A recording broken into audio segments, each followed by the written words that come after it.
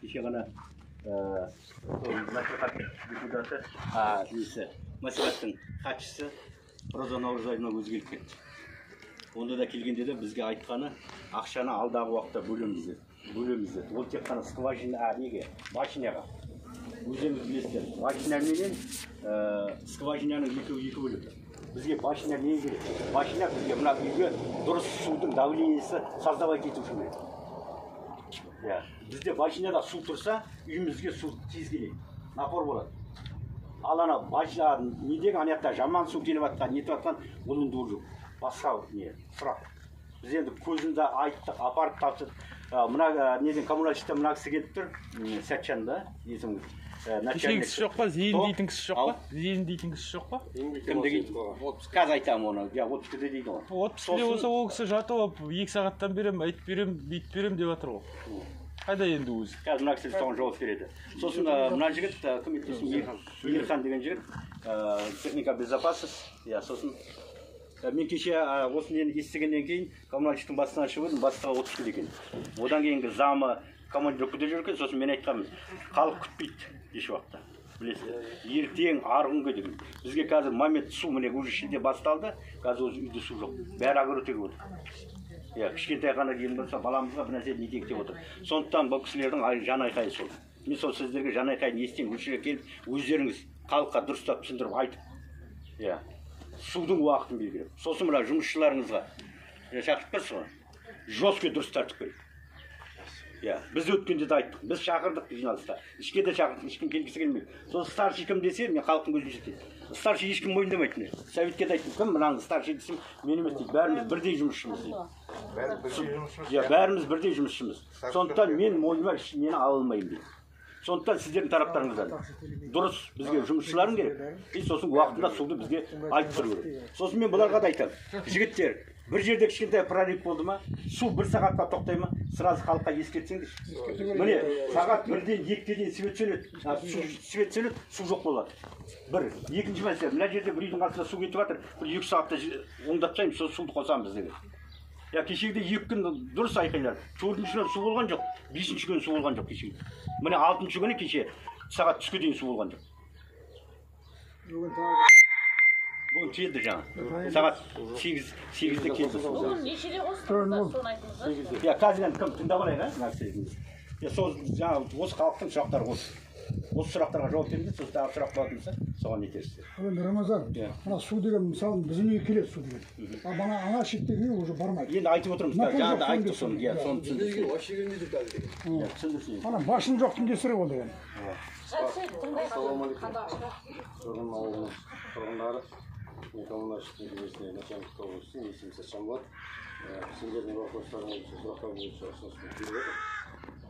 Естіватсыздар ғой, аудан әкімі, ауылдың әкімі айтып жатыр, машина қақпақ, машина ол скважинаны бөлек. Скважина 2 су беріп тұр. Дегенмен резервуарға жиналады. Ол резервуардың іші жиналып туғаннан кейін барып бері қарай состояние дейді. Ол жиналмайынша насос тағы жанып кетсе, вообще сусыз қалады. Сол үшін күнге қазір күннен бастап күнде суды тоқтату керек болды. Резервуарды жинап алып, күніз беріп отыр. Давление бірақ қатты бере алмаймыз. Потому что былай ғой, система бұнда кольцевой болса, бұрын халыққа былай су келеді, бәрін айналайын су артында бүйтіп машина келеді. Машина толған кезде аяқтар насос өсіп бара басталады. Сөйтсе машинамен давление машина қалып прямой берген кезде қазір сағат алмай тұрады. Жаңа Түркияны отырсам, Түркияны жауып қалса, біреудің жеңші осы давление қатты бере алмайды. Машина жоқ болмасын. Бірақ әкімшілікке, аудан әкіміне бәріне біз письмо жазып бердік. Машинаның бұзылып қалатынын біз алдын ала сезіп, февраль айында әкімдеріңізге письмосын жібереміз, директный актісімен. Февраль айында жібереміз. Аудан әкіміне, ЖХХ бөліміне бәріне жіберіп. Сондай жұрын ауылдық несіне округіне машинаны ауыстыру керек. Коммерческое предложение мындай фирмалармен согласовать етіп, экспертизаны өткізіп салыңыздар. Я деп, мысалға ол жерде де маслихатта депутаттар ақша бөлінсе, мына жігіттер сияқты отырған басшылар еш жақсы жармайды. Кімдіктен ақша бөліну керек, бөлініп болған жоқ. Сосын ең соңында осындай жағдай. Соған түсініс түсінушілікпен қараңыздар шамалы. Енді біз айттық, мына құлаған күнде сразу осы жерге келдік, енді ана жақтан қарай ақша бөлініп не істейік, сразу салады, біз салмаймыз оны, басқа компанияға мерге. Соған салған кезде сразу болады. Соған шамалы түсінушілікпен, шамалы қиыншылық болып жатыр, бәрінде соны түсінушілікпен қараңыздар. Кеше Роза Назарова айтты, ақша дайын тұр дейді. 8,5 миллион ақша дайын тұр дейді. Башниге. Башниге болса енді ЖКХ-ға бөлсін, мен істемеймін. Біз обслуживающий персонал, халыққа сіздерге салып берген нәрседен суды беріп отыруға. Ал оны салып беретін ЖКХ, мәслихат ақша бөлініп сол ақша. Біздер ол қалтамызда шығарып еш нәрсе істей алмаймыз. Башни болмай, ол деген су алуға жетпейді бәріне де. Қалай түсіндіресіз? Бұл башни баяғыда темір жолдың уақытында мына депоның тепловоздарын жуатын технический не бұл су. Скважина. Біздің ішіп жатқан мына башнидан ішіп жатқан суымыз біздің технический негізі. Қарасаңыз, ана суды сіз ішпейсіз. Сізге әкеліп берсе, сіз ішпейсіз ол суды. Ішуге жарамайсыз. Ішуге жарамсыз ана судың. Таза жарамсыз. Ішуге жарамсыз. Сол себептен ол мысалы айтып жаңағы күтіңіздер, түсінішпеушілік қараңыздар дейді. Біз деген түсіністікпен 17 жыл газға қарадық. Газды ішпейтін болғасын көп сұраған жоқпыз газды. Себебі өзіміздің отынымыз бар жақтық. Ал суды күнбе-күн пайдаланып отыр ғой. Күнбе-күн пайдаланып отыр. Мысалға. Жаңағы айтып отыр ғой, 58-ші постановлениемен мысалға. Ол сіздер поставщиксіңдер. Солай ғой, поставщиксіңдер. Судың поставщиксіңдер. А біз потребительміз. Біз қалай требовать етеміз? Сіздер солай 24 сағаттың ішінде устранить етіп істеп берулеріңіз керек негізі. Біз Олай болмаса. Шамалы 1 минут болады ма? Хат жолдадық. Енді біздер ЖКХ, акимат бәрі ақша бөлініп, ана компания істеп жатса, ол жерде әкімшілік бар, өздері қадағалайды, тездетіп, қондырып нетіп беруге. Біздердің қолымызда еш нәрсе жоқ. Сіздер енді сөзіңіз бөліңіз әдеттеңіз. Жаңа су лас деп тұрсыз, осы жерде қоғамдық кеңес бар, ақсақалдар бар. Өткенде де ЖКХ-ның бастықтары болып судың лас екенін айтты. Біз білеміз. Ана ішінде фильтр бар. Фильтрда көнерген, фильтрда ақшасын айттық. Сондай Алматының адамдары салған 12 метр контейнер. Ішін бәрін ауыстырып нетіп берсін деп. Әлі ақша бөлініп жатқан жоқ. Енді біз сіздерге просто кешіріммен соны түсіндіруге кетіп тұр. Түсіндіруге. Еще халыққа мына 2 ақ скважина жетпейді деп. Мына кісілер болды ғой. Ана новый неге бар, опытқа бар, мына көне скважинаға бар, қоғамдық емес аға болып, мына депутат қарындасымыз болып, бәрін қарадық. Сосын айттық, дополнительный тағы да скважина қазу керек жоғына. Халыққа анаң су қоры аз. Сол сөз бәрін жерде адамдар болып, иә деді.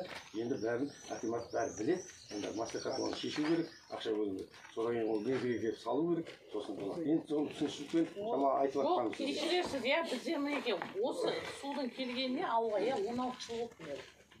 16 жыл емес, 2010 жылда ма кіргізді ауылға. 12-де ма? Содан бері қақсап келе жатырмыз, су дұрыс келмейді, су лас, ішуге жарамайды, қып-қызыл деп, қақсалымен. Енді былтыр газ келді, бүкіл условиямыз жасадық. Арестонымыз кәдімгі адам қатарына кіріп, қолданамыз деген уақытта, биыл мына суымыз тіптен нашар болып кетті. Ана фильтрді 7 сайын ауыстырамыз. Мысалы, Арестон біреуінікі жанып кетіп жатыр, мысалы, қайта. Ал сіздердің жолдарыңызда мінекей айтып тұрсыз, біздің қолымызда дым жоқ, хат жазып жатырмыз, ақшаны бөлген жоқ деп, онда сіз неге бізге обещать етесіздер, қазір кетесіз, шыдаңдар деп, сонда біз қаламыз ба сонда? Ақша бөлетіндер неге келмейді осы жерге? Енді сөзіңізді бөлейік. Осы жерде осы жиналыстағы протоколына қарындасымыз істеп тұр ғой. Соның бәрін аудан әкіміне, мәслихатқа бәрін жібереді. Аудан әкімі. Өзіміз хат жазамыз. Өзіміз де хат жазамыз. Мәслихат халық сондай деп. Бұл үлкен вопрос. Су тіршілік көзі ғой, оны түсініп тұр. Кеше ғана зейіндегенсің маған берген жауабы ғой анау. Сағат сайын 2 сағат сайын береміз, бетеміз, сөйтеміз, суды босқа жоқ. Ешкім счетчик тұр, бәрімізде де үйге малға су құйып, огородқа су құйып, бәрімізде счетчик төлеп отыр. Счетчикпен ақша төлеп отырмыз, ешкім артық ақша төлегісі келмейді ғой, далаға ағыз жіберді. Ол кісінің ондай сөзі не деген сөз? Маған сол кісі дұрыстап жауап берсін мысалы. Ол ертең өзі консолимде іште байнек күні шақыртып, жаңа мен бәрін білдім. Халыққа шамалы. Ол 2 сағат сайын береміз дейді, 5-те жібереді мысалы суды. Бізге келгенше 3 сағат көп шақта ауылға да келсін? Келсін ауылға, жауап берсін ауылға. Сосын жаңа бір тағы вопрос сіздерге сұрақ. айыптың жаңа орысша қосып жіберіп жатыр. Қазақ мектеп бітірсін айыптың. Жаңа енді алдындағы су болмай қалды жатыр ғой. Төртінші күн су болмай, 4 күн су болмай тұр ғой. Сөз бөлмеңіз айыптыңыз, иә. Сол бір рет болған кезде бізде жігіттер жаңағы неге сіздің чаттарыңыз бар ғой. Соған енді сондай деп жаңа әкім айтып жатыр ғой. Жазыңыздар, соны жазбаған. Бұлардан да кінә бар. Бұлар сол кезде халық түсінеді, мысалы жазсаңыз, свет соңғы су бермейді дегендей. Мына көшеде плениченіңнен қасына су жарылып жатыр, су тоқтатылып тұр 2 сағатқа. Қалай босап, су қосылып деп жазамыз деп. Бұлар жазса, сіздер де түсінер еді. Шама түсінбеушілік болды. Арасында олай жазған күндері де болды ғой. Тен жазған жоқ деп айтпаймыз, иә. Но бұл кісілерге бар ғой, яғни басшы керек, жаңа айтып отыр ғой, аға, иә. Басшы керек, кім жауап береді ауылдың суына вообще? Соны неге анықтамайсыздар? Сәбит бере ма, Асланбек бере ма, тағы кім суда? Әміржан ба? Әміржан ба? Мысалы бір-біріне сілтейді олар. Неге оларда басшы жоқ, жауап беретін бір адам жоқ? Сашы ойында шеш арасына. Кезекті кім қабылдайды? Түнде тұра ма? Күндіз тұра ма? Сол жауап береді. Ол жөнінде жаңа біліп жатырық, мәміле кішкене дұрыс емес екен. Дұрыс емес соны. Сен шарасы аламыз. Бұл кісілермен де ертең сөйлесеміз. Болмаса мысалға біз осыларға жаңағы мынау айқайлайды жаңағы. Сәбит су қайда? Асланбек су қайда? Бұлар суды ана жақтан өздері тартып алып жатқан жоқ. Су жердің астынан келіп жатқан су. Бұлар оған жауап бермейді. Бұлар ремонтқа жауап береді. Тағы бірдеңе ана устранять етеді бүкіл не палаткілерді. Соған ғана бұлар жауап береді деп өзім ойлаймын. Солай ойлаймын. Сонда да должностьтар машинист барлығына да жауап береді. Ол жазып беру керек. Қазіргі таңда сондай бір скважина бұдан жазып халыққа. Жоқ, негізі оны ескертіп жатыр ғой. Олар алдын ала білуіміз ескертіп, ертең су болмай қалуы мүмкін, ремонт болады деп айтады. Олар арасында ескертпей қалады. Қазіргі таңда жұрындағы судың қоры аз. Әкімшілік қоғамдық кеңес әділет. Өткенде осы вопроспен көтерілді бұл. Қарындасым болды, көтерілді, айттық бәрін. Енді халыққа су солай болып тұр. Енді шыраңдар енді. Білесіздер ғой, біздер әкіметке қақсап. Сәкен былай ғой. Шыда деп келесі жылға дейін жүре береміз енді. Дұрыс, иә, айту. Шынына келгенде келесі жылға дейін жүре берейік шыда деп. Біз де білеміз, барлығын айтып жазып жатырмыз. Енді сіздердің тараптарыңызда мысалға жаңа айтып жатыр ғой, су даже бар ғой, ол не питовой. Не питьевой, совсем не питьевой. Финишки. Иә. Соны сіздер неге бұрындар мен бір-екі рет сіздермен сөзге келіп қалдым. Өйткені сіздер келіп проб ал дегенде судан. Мына кісі ағайдың үйінен алып кеттіңіздер суды. Иә. Фильтрден алып кеттіңіздер. Фильтрден су алып тұрған нені алып кетті. Иә? Мен сонда айттым, ол кісінің үйінде фильтр бар. Фильтрі жоқ, екі үйден неге алмадыңыздар? Резервуардан промой алуға. Иә, сосын біз анаяққа дейін бардық. Ана нен резервуардан анаяқтан келіп тұрған су бірінші фильтрге келеді. Иә? Солай ма? Біз енді ол жерден ар жақтан келатқан суды ала алмадық. Өйткені біздерге кімдердің түсіндіргенде уже фильтрден кейін шығады су деді. Бірақ фильтрден шыққан су бізге андай болып келіп тұрды жаңағы. Таза ол. Сары болғанға түсінеміз. Өйткені мына линияның бойын ішінің бәрі дап тұр қазір. Біз өткен ана суды мен неше жерден бәрін аттырдық қой. Bir gün bilirsin o. Ananı açtırıp bana yem bulmasana tak gitsin diye bana niyetin ben açtırdım. Buna gerçekten anlatırdım. Kansalar da açtırdım. Sonun gözünde ana tak gitkin yok artık. Betinde kaymağı var işi. O öyle kaymak may koyun bizim. Негізі бар ғой, оны Енді бар ғой бір менің нем сіздерге сұрайтын. Енді осыны сіздер тарапыңыздан да міне жиналыстың хаттамасын өздеріңіздер жасаңыздар. Иә? Сосын ана суды. В общем, ана скважинаның су ішуге келмейді деп сіздер не бере аласыздар ма? Қорытынды. Иә. Біз енді ол былай ғой. Қазуға біз беріп жатырмыз, иә. Ол қазір қағаз көп жүреді. Қағаз көп жүреді. Ал мынандай бір ситуация бар. Мысалы кеше машина құлады, мен бастыққа звондадым. Машина құлады, бұл чрезвычайно случайно ғой бір. Иә. Болды. Иә. Сол кезде момент істеу керек қой. Иә. Ол кезде айтқан мен уже тапсырма бердім деп ЖКХ звондадым. ЖКХ біреу отыз кетіп қалдым деп, біреу нетіп қалдым деп. Уже біз сосын неге депутаттарға звондағанымызда маслихатқа ақша бөліп алып 8,5 миллион деді. Ол ертең августтың нешесінде болады білмеймін. Ол ақша қашан бөлінеді? Ол анаяққа барады, тендер өйткені күз болады. Мына Рамазан. Енді бір минут. Мына суды бізге қазғанда сіздер басында жүрдіңдер ме? Бөтен адамдар қазды ма? Теміржол су қазды. Бұларға тапсырады ғой, бұлар қабылдап алады. Темір жолдық қой. Енді осыны бізге соны қазғанда мына жаңадан қазылған жоқ, сол баяғы ана патшаның қазған жерін алдық па суды? Иә. Дәл солай. 2,5 новой қазылды. неге оны іздеп иә сол жақтан қазды ескі ойына ол бармаған Ол сол болып тұр сіздер ол кезде суды жоқ қазылғанда ол до конца қазылған жоқ. Оның историясын бәрін мен білемін, жеткіземін сіздерге. Қалай қазылды, қалай бұрғыланды, неше метр бұрғылану керек, оның бәрін мен біліп тұрмын. Доказательство бәрі бар. жоқ қазған айтып тұр ғой. Ол до конца істелінген жоқ, ақшасы желінді. До конца істелінген жоқ. Су аққаннан кейін осы уақытқа шейін, біздің жақ мына шет жақта, біздің жақтан су ақшылдау ағады. Мына жақта қып-қызыл болып ағып жатады. Ол қалай? Мына жаққа таза шамалы тазарып келеді, ана жақта неге қып-қызыл болып ағады? Екі түрлі. Ол ана сіздер жаққа новидан пластик труба салғанда мынаны баяғы ертеректегі трубаға қосып берген болып тұр ғой. Солай датымен, несімен солай еді. Ол екі жақта екі түрлі. Схемасы ашады? бәрі ауысқан жоқ былтыр мекен бұрнағы жылы ма осы ауылға бір 3 жас жігіт келді, 3 жас жігіт Ақтөбеден. Мына үйге фильтр кіргізейік деді жаңа, су тазартуға. Білесіңдер ме бәрінде? Сонда мен деген ана колонкадан ағып жатқан суды ана прибор бар екен. Сол прибормен тексерттім. Өзі тексеріп көрсетті, мінекей 460% загрязненность мына су деді. Мына колонканың суы қазір ағып жатқан. Сендерден жатыр. 460%. Қара, осы мен алдында ана баланы жұмсадым. Ана құдықтан су алып қойшы деді. Bir şey su akıp kuduktum bir şey kuduktuk 120%. Ne var 120%? Zararlanmış. Sonda kara ayrılmaşlık kanday. Ha su değil şu buna dursa da berdi. Şu kelmeyi bu. Жоқ енді осы су келатқан мен айтамын осы ауылда 7-8 жыл тұрамын. Осы 7-8 жыл сол суды ішіп жатыр жоқ деп. Мен өзім ішіп жатырмын суды. Бетінде май тұрады ертеңгісінде. Жазармыз, жоғарыға дейін барармыз, протоколдың бір данасын бізге жіберіңдер, сол бойынша. Жаңағыда ішуге келмейді десеңдер онда. Сіздің тараптарыңыздан бізге былай қылыңыздар, енді жаңағы халықтың несін мен айтып тұрғанмен, су жаңа сіз айттыңыз ғой сағат 11-ге дейін деп кешкі. Жоқ, кешкі 11-12-лерде тоқтату керек те. Таңертең резервуар жинап. Таңертең бірақ бүгін жаңа еш сағатта жинап болады. 8-де ме қосқан мен бәрін түнімен ұйықтаған жоқпын, қайта хабарласып отырмын бәрін. Сол 8-де емес, сағат 7-6 жағынан бастап берін десе. Сонан кейін қай уақытқа біліп отырмын. Жоқ, кешкі 12-ге дейін. Мен болды. Күнде бермей қойды. Давление осылай жайлау болады. Жамал, машина не болғанша ренжіме.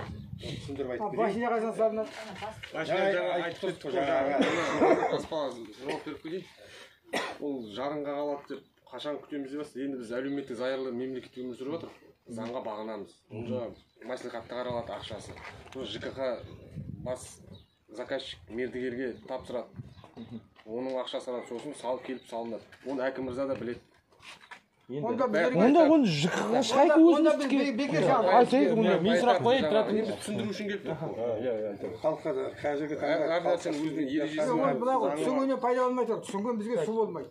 Түсіндірген бізге таза су болмайды, бізге денсаулық болмайды ғой. Олар болса сіздер келмеңдер, жаңа ғана ақша бөлетін кесіңдер бізге. Не болды? Бола ма, мен сұрақ қояйыншы, сіздердің резервуарларыңыз 500 тонна. 500 куб. 500 куб. Неше уақытта толады? Енді екі скважина жұмыс жасап неше уақыт? Қор шамалы тұр, неше сағатта толады? Неше сағатта толады? 5 сағатта толады. 5 сағатта толады. Таң атқанша? 12-де жапса, таң 4 сағатта уже толып қалады. Ол түсінікті. Сіздер ойлайсыздар ма, сонда біздер түнгі 12-ден кейін бәріміз каналымызды ашық қойып ұйықтамаймыз. Бұл кісілердің бәрі жатады. Былай қарағанда, ол күнбе-күн солай толып тұрса, 500 куб біздер бір күнде бұл ауыл бітірілмейді. 500 куб. Қалай болғанда да бітіре алмайды. Біздер 500-ге жетпейді біздің үй. 250-ден екеуі 500 куб. Екеуі толып тұр ма не? Толып тұру керек қой, енді соны салып қойды, толып тұру үшін салып қойды. Айбеттеңіз, бірінші скважина насос нешелік тұр? 206-лық тұр. 6-лық, жоқ, куб қаншалық тұр? Кубты білдің ғой, елтіктен сауы екіншісі мен өткенде келіп ана істемей қалғанда 16 куб салып кеттім, 13 кубқа салдым. 13 куб, 10 сағатта 130 куб береді. Сен қаяқтағы 500 куб жинаймын деп өтірік. Не өтірік? Таң атқанша жинап береді, сенбесең келіп қара. 500 куб су тасып береді еще. Ол тұрасың шығар. 500 куб деп ол деген екеуі резервуар. Біреуін тұнып тұру керек те, біреуін толтыру керек. Тұнғанды жіберу керек. Білдіңіз бе? Кезек алмастыру керек. ол система екеуінде насос қой. Жақсы, түсінікті. Беріп отыр. Енді Жете ма? 500 куб, біздер 500 куб су. 5 сағатта толтырмайды ғой. 5 сағатта толтырмайды 500 кубты. 100 куб толтырады. 100 куб толтырады. Сендер 100 куб толтырады, сен қайда 500 куб, 120 мен насосты білемін. Насос ол 13 куб болса, сағатына 10 шақ куб береді. Бір водовоз үлкен. Жоқ, общий 20 куб. Ол 10 сағатта 100 куб береді. 500 куб. Просто болда шамалы толтыра алмай қалады да, сіздерге беріп тұрған кезде тағы да айтып жатса қорқады. Бізді айқайлаймыз, басшы көп. Сол үшін солай судың қоры аз, мен есебін жүргізіп тұрмын. Судың қоры аз. Енді жаңа әңгіме болып жатыр ғой. Біздер заказчикпіз, сіздер енді бізге подрядчик сумен қамтамасыз етулеріңіз керек. Солай ғой. Ол сіздер заңдасқан, оны жаңа үкімет оған ақша бөліп жатыр. Мысалы, резервуар құлап башнямыз құлап қалды, енді су болмай жатыр, проблема болып жатыр. Мысалы, ол қашан тұратынын бір алла бар. Оны сіз де білмейсіз, мен де білмеймін. Бұлай болса, бізді сумен, водовозбен тасисыздар ма, мына 53-ке тасып жатыр ғой суды. Бір решение жасаңыздар. Бұл деген, су деген, сумен ауа керек зат. Башня құлап қалды, болды су ішпеңдер дейтін әңгіме жоқ қой. Бұлай қарағанда. Я бүкіл огородыңды қуырат жібер дейтін әңгіме жоқ. Провокация. Емек қой. Інім, сөзіңді білейін, провокация айтып бар ма? Жоқ, ол әңгіме провокация емес. Қамтамасыз ету керек сіздердің обязанностьтарыңыз. Сіздердің обязанностьтар. Кешегі сөз біздер 2 сағаттан берем, сөндірем. Мысалы, провокацияға сіздер апарып тұрсыздар, біздерді. Сіздер бізбен өйтіп сөйлеспеңіздер. Сіздер. Ағасы, резервный ешеме жоқ па, екінші резервный болу керек, мысалға да соңыз. Біреу болса екінші. Қанша пайдаланасыз, соған ғана төлейсіз ғой. Қанша пайдаланасыз, сөз шығарып төлейсіз. Жоқ, ертең біз мысалға, ақшамыз жақсы төлейміз, айтып жатсыз ақшаны. Ертең бір төлей алмай қалсаңыз, біздер, мысалы, мен өзімді айтайын, төлей алмай қалсам, біздерге қайбет жасайды келесінде. Қиямыз, сөндіреміз, осындай болады. Міне сіздер мынандай болып жатқанда, ешқандай үндей алмайсыздар. Басқа жаққа оны бүйтіп жатсыздар. Су жоқ қоя? Су жоқ кезде жоқ қой. Боздық болып тұрады ғой. Сол кезде счетчикті айналдырып тұра ма? Жоқ. Айналдырады. Қалай көрдім мен оны? Айналдырады. Кричат қой, за счет воздуха айнала береді ол. Ой, айналады. Любой счетчикті алып аузына Ауаның ішінде айналады ол, ауа. Ауа келеді, ауа айналады. Қашанаған біз кранды ашып қойып қарап отырмыз. Общий шатқа түнгі 12-де сөнетін, таңғы 6-та қосатын грамм түрде дұрыстап, халықпен тіл табысып, дұрыстап сөйлеп жаз. Содан кейін қай жерде прорыв болып жатыр, бәрін капиталға айтып, сондай қосылатын ол. Халықты, потому что халықты қамтамасыз етіп отқан сен бұл жерде. Статиларында, статил жоқ, сен түрде машинисің, статиларының начальник учаскелерің бар, сонымен консолімде өзіміз шешеміз кім болады. Конкретно. Енді статиларын қойды мен, ақшасын төлеп, айлығын көбейтіп, одан кейін жалпы. Халықтың айтуы дұрыс. Сол ана ақшасын өтіп беріп, төрт адам жұмыс істейді ғой, иә? Енді осы сәбитке неге ақша қосып статия қылмайсыңдар? Сол қарастырамыз. Енді артық сөзді қойып, иә, болды, бір сөзді бәріміз қайталап айтып жатырмыз, иә? Бәрі белгілі болды ғой. Енді бізге мен хаттағаны бәрін жазып жатыр. Біз, иә, бір жеті уақыт береміз. Ренжімеңіздер, иә? Не халық болып. Мен өзім мектепте жұмыс жасаймын. Осы уақытқа шейін үндемей келдік. Уже шыдам бітті, иә? Жұма күнге шейін. Шыдам бітті. Сосын біздерде былай бар ғой. Жаңа мен мектепте жұмыс істесем, мен жаңа нем жұмысында істесем, ертең маған басшым сөйлейді, неге шықтың деп анау. Егер де менің артымнан ертең бізде осындай жағдай болды. Аудан әкімі көтерілген, қарсы сөйлеген адамды соңына қалмай шақырады, қайта выговорын береді, жұмыста. Егер де менің жағдайымда сондай жағдай болып, мені әкім шақыратын болып жатса, міне 31-ші каналмен сөйлесіп тұрмыз, мен соны ертіп барам. Енді мына жағдайға байланысты. Біз 5 күн уақыт, міне пятницаға шейін уақыт береміз. Пятницаға шейін, если жауап болмаса, біз уже басқа жағына қарай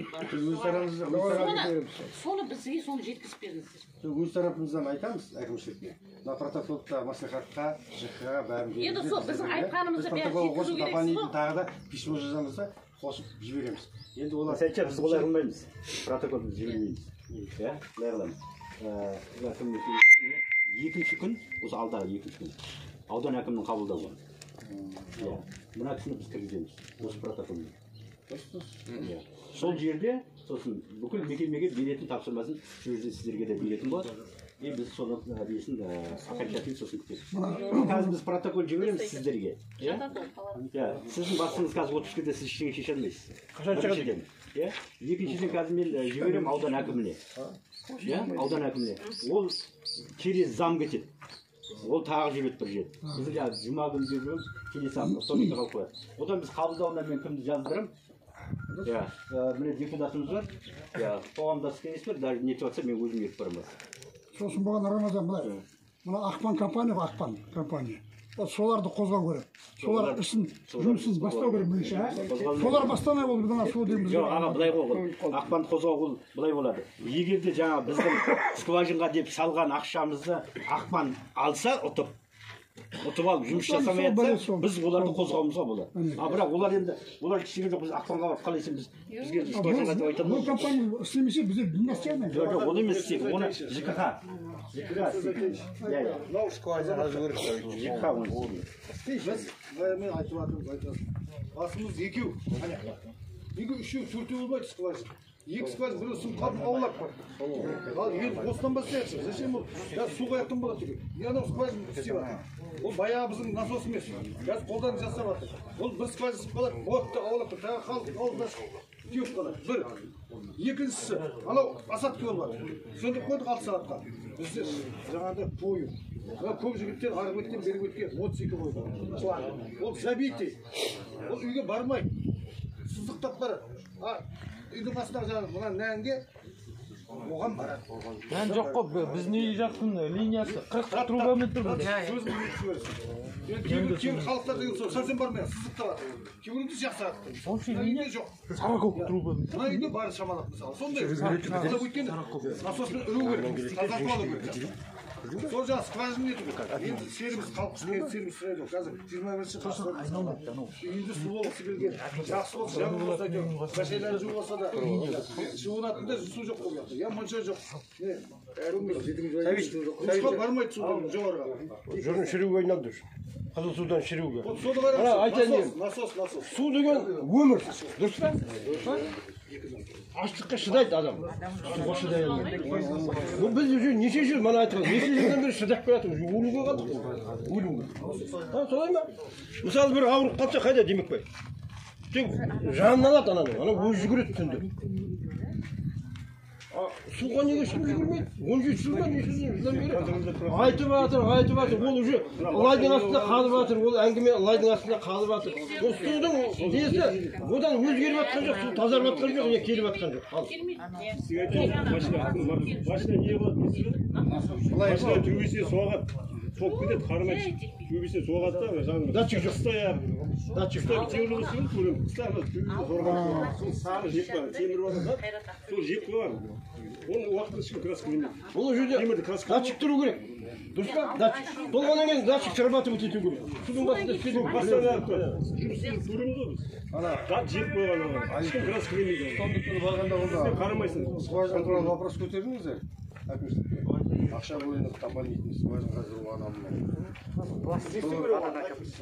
сол вопрос көтерсеңіз сосын жұртшыларға ақша бөлінетін маслихаттарға скважина қазіргі кезде технадзор деген бір автор проекті ғой енді технадзорға адамның ұжымның ішінен қоғамдық кеңестен халықтан бір-екі адам істеп жатқан кезде барып қарасын дұрыстап қазып дұрыстап сондай бәріне скважина қазып алдым ба дұрыс жақын жерде енді біз қазір жердің астында мына жерде су бар деп ешнәрсе айта алмаймын өткенде айттым ғой геологическая разведка судың қоры қанша мына жерде қазған енді майлылау оны түсінеміз депутат келіп айтқанда ақпан анау деп тоқпан деп осы 2 жылсыз жылға су вообще жоламайды 2 жыл қағаз былай барады дейді одан кейін айтады дейді 2 жыл ақшаны жеп аламыз содан кейін осы сумен жүре бересің ғой сондай түсіндірді сөйтіп бірақ та оған енді біз ертең мына қоғамдастық кеңес нетіп жатырмыз енді әкімге береміз ең болса бір жүрек болатын шығар халықтың халық бір тыңдайды ғой қазіргі 20 шығасы. Өлкенің бойында скважина қою керек, керек емес. Оның астының бәрі дат темір. Басқа таза жақтан қазу керек. Мына өзгермейді, мына жерде болса скважина ештеңе өзгермейді. Сол қып-қызыл болып қалады солай. Мына сіз айтып отырсыз ғой, жаңа 13 қойып деп отырса, сәбит артылып қойды. Ол киловатт қой, а? Скважинада. А, киловатты қанша? Киловаттың да роль не играет? Роль не играет. Основной играет киловатт. Не играет. Неге 1 киловатт қоясыз? Қазіргі заманда жоқ, мен сөзін бөлмеймін. 6 киловатт деген ол битовой, менің ойымша. Битовой. Айтып алыңыз. Ең тоқтасы айтайын. Оның подача қанша? Любой скважина насосы 100 метр подача. Одан артық болмайды. А сіздердің подачаңыз мына водозаборға дейін 3 километр. Сонда ананы әлі келе ма? Ойлап қарашы, 100 километр дейші, 100 па қанша? Подъем деген аға прямой шығады. Былай қарайды, айдау емес, аха. Паспортында жазылып тұр ғой, мен де білемін бұны. Мен де біліп тұрмын, сосын айтып тұрмын. Водозаборға барайық дейсің, Оның ішінде жанып келеді, нешейді жанып келеді. ертең бері қалар, вторниктері барайық Үш айда дейсің. бір жанады. Бір насостың подъемы. Неге 18 киловаттына деген Басқа емес ана, баратын адамдар. 18 киловаттқа ол скважина ішінде ондай су жоқ аға. Жоқ ондай су, қазір 1 минутта сорып тастайды, содан кейін күтіп отырады ауа сорып. Су жоқ қой. Оның ішінде жоқ. Біреуі 180 метр подъем, біреуі 90 метр. Су киловатт қазіргі клетчатка зависит, куб зависит, суды сорады. Су азайған, ана суды көбейту үшін үзу керек. Қажетте қандай су бар? Сонда ғана. Мына арада кезінде келесай сұраған. Естемесін жанындағы пласты үлкен деп. Сұраған ғой. Сұраған. Осынан қазып тұрсын. Мұны қазір bunu деген қайта Рим қабақпай, екеуі алма кезек барып, екі қырына шығып, жеті айдан бастырады. Насосты келді. Құммен басып тәді насос. Постоянно құммен насос құрып тұр. Су аз, может быть, глубина, глубина может быть, 280 метрден салды ғой нерінде, скважина. Насос жіберіп, 280 метрге, мына естемес астында. Сіздермен бірге барсың. Су деген бар көрші. Екі адам.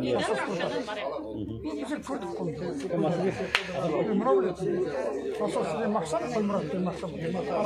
Ал мен неге апарып, аққойдап, алмастырамын. Мынаны суын жапып қосын. Су аз болған. Ояқа барған не көресің? Ол суды өйту үшін скважина санын көбейту керек. Скважина санын көбейту. Ол екеу, үшеу деген бізге жетпейді. Санын көбейту керек. Енді мынандай. Балғанда білсесін деген дағдай бағымен дағдай көрсең Ол фильтрді жақсы енді бәке жақсы енді құрметті ауылдастар Ал мысалға мен өзім осы жақта электрик болдым. Осы ауылдың бәрін бүкіл халық таниды мені.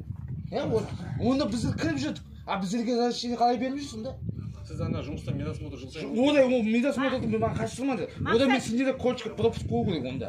Кіретін болса. А неге соны бермейді? қазір кім мақсат деді Маған мысалға мен кіріп жүрдім мысалға. Қазір осы айтқанда 2 адам бар тағы да.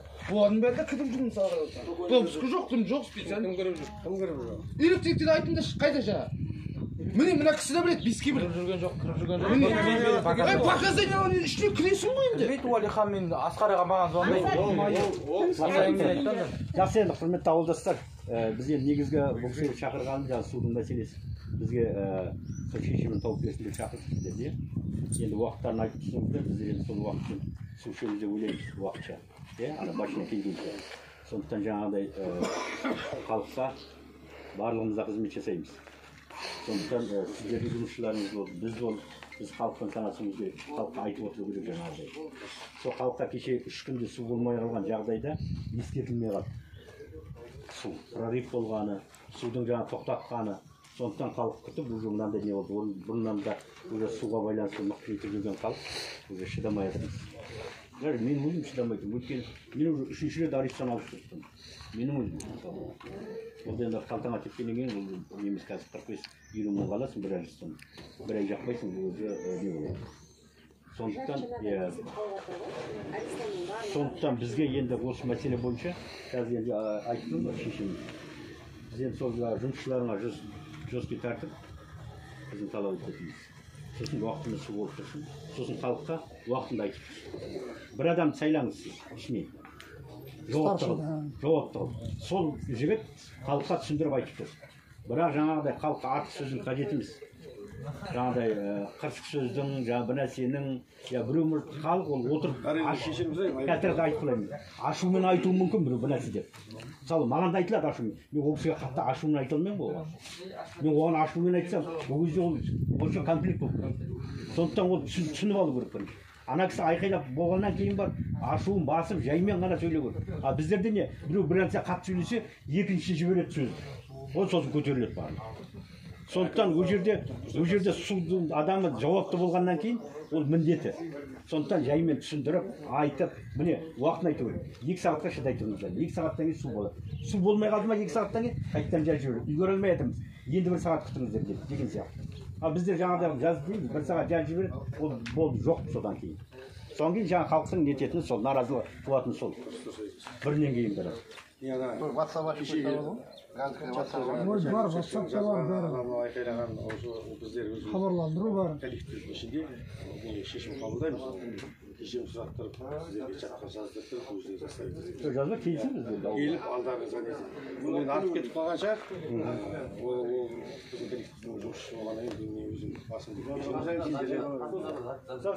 бір өтініш, сізден өтініш. Мына 4 азамат жұмыс істейді. Акимат бар жердің акимат.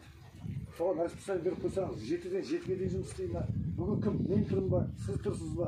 Рамазан тұр ба? Сол кісіге звонить етеді мысалы. Айналайын, қайтсіз. 4 адамның оны біреу демалып жатыр, біреу құда күтіп жатыр. Сол жерден сұрау керек. Акимат сұрайды. Сен бүгін Ерғазы шығасың. Sen bir koysam grafik var mı толтырылады. Адекатынан бір нәрсе жіберіп. Например, сіздер 12-ден су береміз дейсіздер, иә? Мен мына Абай Құнанбай 3-те тұрып келеді. Мен бар ғой түнімен су аламын, ана 200 литрлік бочкалерді, огородқа ше. Потому что күндіз маған жүз су келді. Міне мына бала көшіп келді. Міне шын мен алдында айттым. Міне Аша деген бала көшіп келді. Аша ол да сол жарым. Мысалы, біздің Абай Құнанбаевқа бізде қазір халық күндіз су алады ғой. Сағат 4 дегенде вообще су жоқ бізде. Кран, напор жоқ. Вообще жоқ. Міне совет не ма? Обратно ма? Жоқ, су дұрыс қой мен айтқан. Түсіндің бе? Көрдің бе? Вот соны маған просто шешпей. Мен түнімен бүгін түнгі 3-ге шейін ұйықтаған жоқ. Қосып қойып жаттым, қашан су толады. Су толады, сосын сөндіремін да жатамын. 200 бен 150 бочка тұр ауылға. Огород еш қойды. Линияны тексеріп жүрмесеңіздер, апорт именно сол Абай көшесі бар, сол үйінің қасын барып қараңдар дейсіз, сидел кісін бәрі. Қарағанда оған компрессор керек, компрессор. Ол былай болып тұр. Менден сұрады. Сиделкін пластмасс қылдық өзім сатып. Ояқ бітеліп тұр ма? Сәбит, бітеліп тұр ма ояқсанда? Енді сондайларды айтсаң да бітеліп тұрса, компрессорды алдыртайық та. Өткенде вокзалда бітеліп қалды ма? жоқ, кешеде айттыңдар вокзал бітеліп тұр деп. Мен звондап едім, жіберді бұл кісі. Жіберді, үргіздік. Қандай тамаша болды. Сондай қылып үргізіп алайық та әр жерде. Жоқ, амалсыз екен. Мына резервуар болған кезде ол да былай болуы мүмкін. Ол ана жақта машинада су тұрғаннан кейін, саған напормен барғаннан кейін амалсыз барады түсмейге. Бітеліп тұруы мүмкін. Ал андай аз болғаннан кейін саған аз барады. Вот міне көрдіңіз ба? Мынау да сондай болды ғой. Кеше үргізіп шығарып еді, не шықты деген. Үргізіп жіберді ананы бір. бір жылы қыстың күні сіздердің бастықтарыңыз айтып жатыр. Судың цветі өзгермейді ғой. Жоқ, өзгермейді ғой. Жоқ, біз оны аға, ол емес, біздің цвет емес. Цветтің өзгеруіне енді бізге скважин керек, оны айтып жатырмыз. Бізге тек қазір необходимый су бізге болу керек. Соны айтып жатырмыз қазір. Необходимый ол қазір.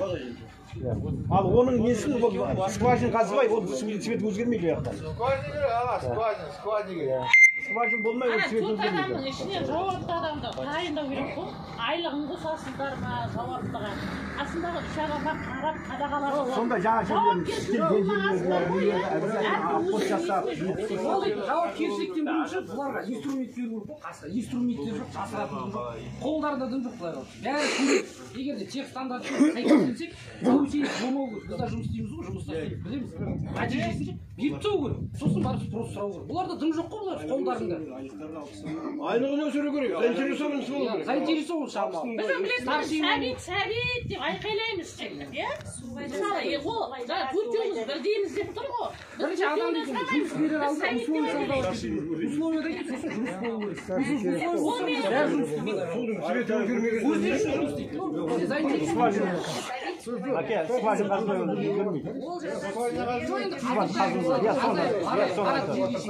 қазір ғой жіберіп нетіп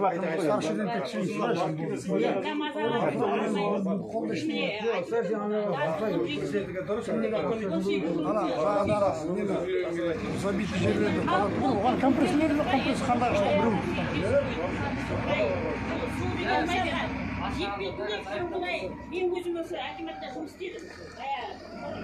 Қазір енді мен зейнеткермін. Сол уақытта мысалға бұл жақта 380-400-ге дейін двор болды. Сол уақытта.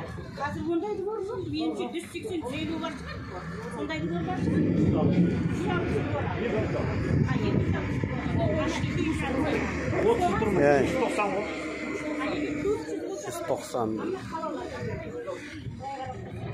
Ояқта мойкасы да бар, банясы да бар, саунасы да бар, сол деген былай кетіп жатыр.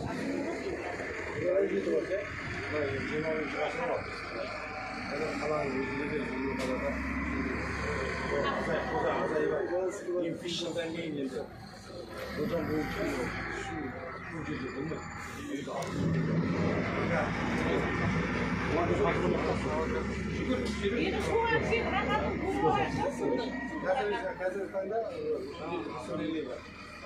жеке мойка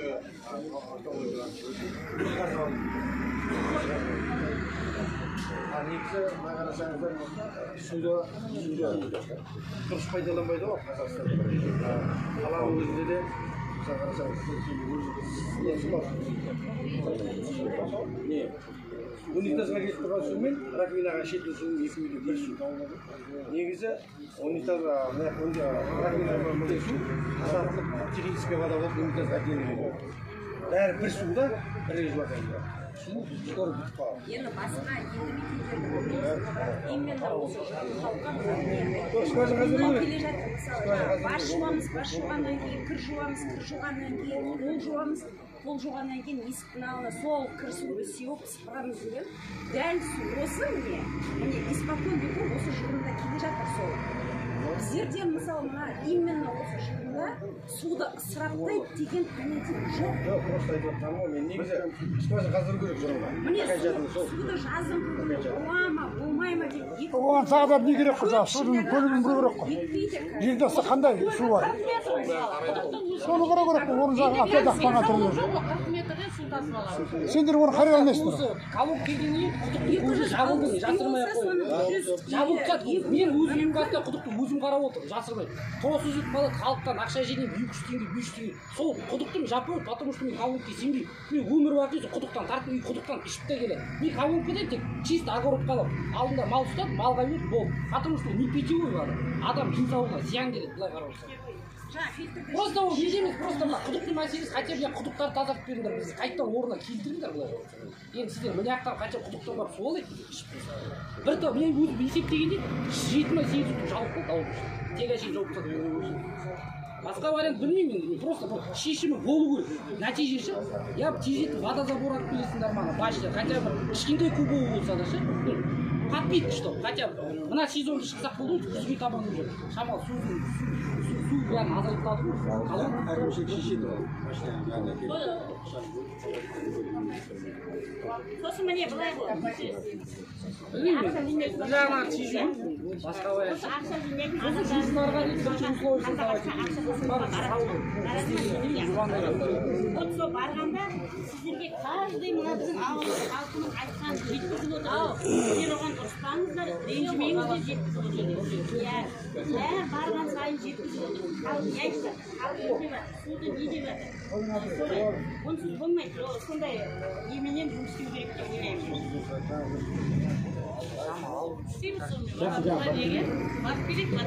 Сіздер мен ет бақшыда бірақ екі адам ертеңіз аудан әкіміне кіремін дейді, сонда жоқ, водозабор кім болады деп бар. Барғанда, ояққа барғанда мен ана насосныйға кіргіземін, резервуарға неге жақындастыра алмаймын.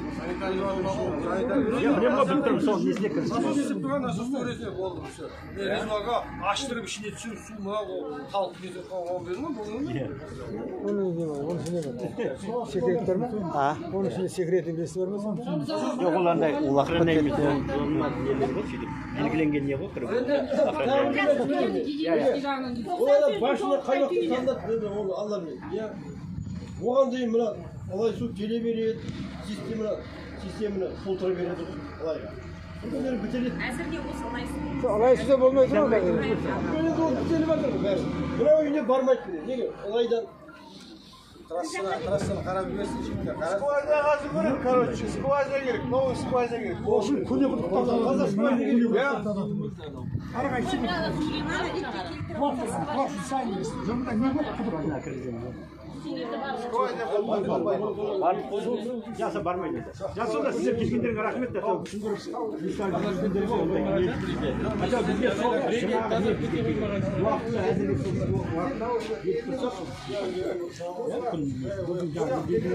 Сосын графигімізге жақтыр жібер. Жігіттеріне жұмысымыз қадағалап алты жағын жетіге қосып болды. 9-ға дейін қалқа дейін шықпас.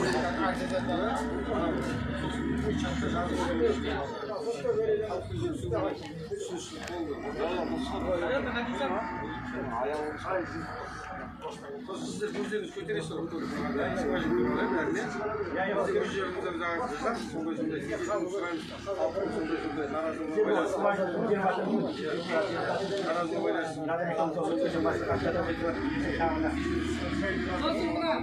Соңғы сұрағым иә, мына Александр өртенбейтін неше десеміз өртенбейді десек оны гражданский соттан өтпейді елу болады біздің халқымыз шыдауы заң жүзбен келсе гражданский кодексте сотқа барып соттасып алуға болады оны артықшылыққа бармайды титулы бар ол қарасаң заңда қарастырылған Почаеведен қарай тот и восстанавливать ну без разницы ғой жолда екі жер ғой қазір таныған су потому что грязный железобетонный правильно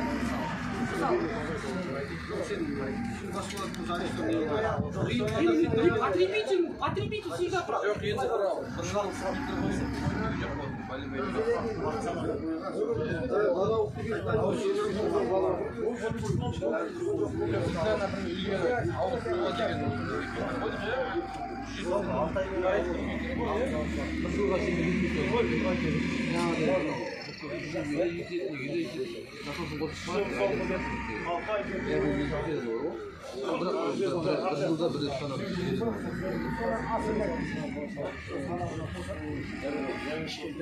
Кішкентай су айтып отырмын иә. Үшеуге фильтр қойылады қатып қалыпта су жүріп отырған түрі бар. Бағасы да ол соответствующий. Бір жыл айтқан жоқ, бәленбай миллионға қойылды ғой ол фильтр деп. 500 мыңның фильтрлері бар, 500 мың деп ақтөбеде. Соны кіріп қойсаң, қаптауға су ішесің. Бізге не бар, например, өзіміз халықпыз ғой, ана қаралмайдан жоқ, бір адам кіріп учетқа қойып жатыр, например, қоғамдық кеңес адамның бір адамы болады, бір адам бұл, бір екі адам бұл қарап отырсың, қалай болып жатыр, Қалай болғанда, сквозня су кетіп тұр, оларда халықтан кетіп тұр, ол тұрған соны бөліп тұрмыз. жағдайын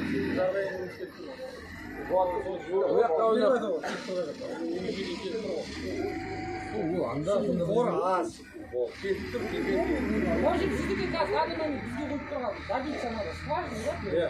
Четыречники, да? Потом нормальный жаңағы насос керек. Пока сол ғой.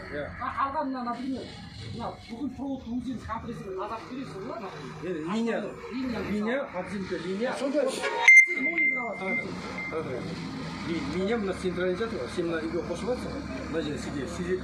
Осы мына линияны тазартып беремін, үйге дейін проводтан не кабелі жаңағы жоқ ол менікі ол өзінікі білемін от колодца до негізінде прав потребителя былай жазылады жанында до счетчика ответственный кто это потребитель разграничение бар бар ғой сенде счетчик екен сенде жоқ после счетчика мы должны тех условий бергенде солай ол тех условий бергенде разграничение бар мына трассадан қосылған жерде мына жаққа тех условияны мен домен açıyorsun сондай компрессия сендерде қандай жоқ постоянно емес келіп андай жерде андай нетіп берсе болды ғой өткендегідей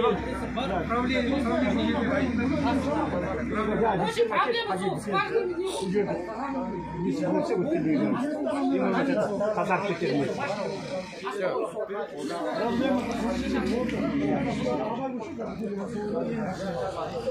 Первый